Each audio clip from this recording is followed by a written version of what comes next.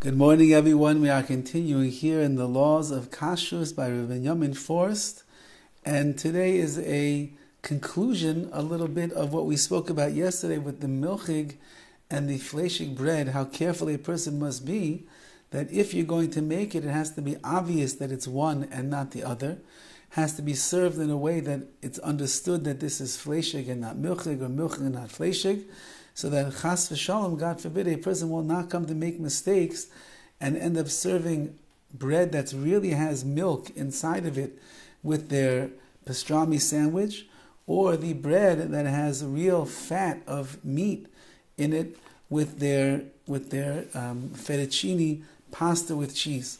So we have to be careful. And he writes like this: Ha'isa nikba b'shas afiyah. The prohibition of serving this bread, or this bread not being edible, it takes place at the time of the baking. What does that mean? If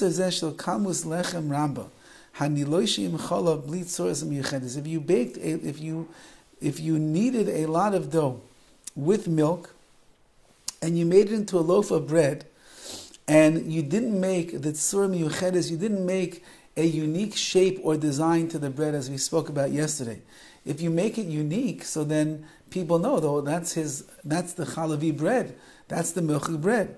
Let's say you didn't do that, so then chal mishas afiyah, the prohibition to eat this bread happens at the time of baking. And so therefore, if you kneaded it, you could still make it into a tzur, you could still make it into a loaf of bread that has a unique and distinct shape to it. But if you baked it now as a regular loaf of bread, that's when the issur, that's when the prohibition takes effect. Therefore, since that the bread is becoming asur, prohibited at the time of the baking, there is no way to ever fix it up. Derech mashal, for example,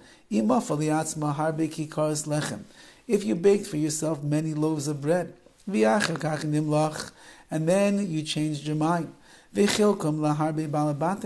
and you decided you're going to distribute them out to many of your friends. You said, gosh, this bread is so good, let me go and share with other people.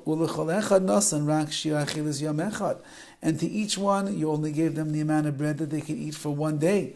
So that seemed to work for the individual themselves. So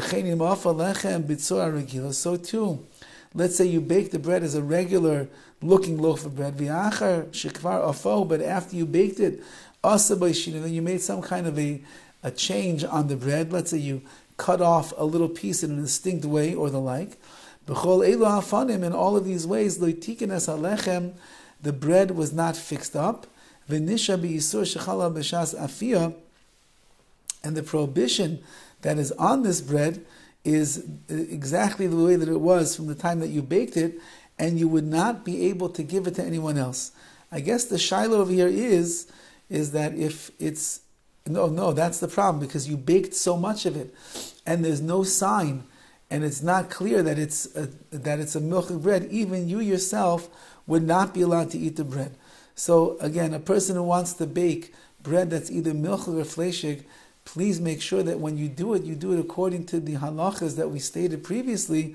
Otherwise, a person can find themselves in a bit of a pickle over here, what to do with that bread. According to Rav Forst, he's quoting over here the Pischei Tshuva, which is one of the premier paiskim on the Shulchan Aruch, that this bread becomes asur la'olam, becomes bread that you can never use, not even for yourself.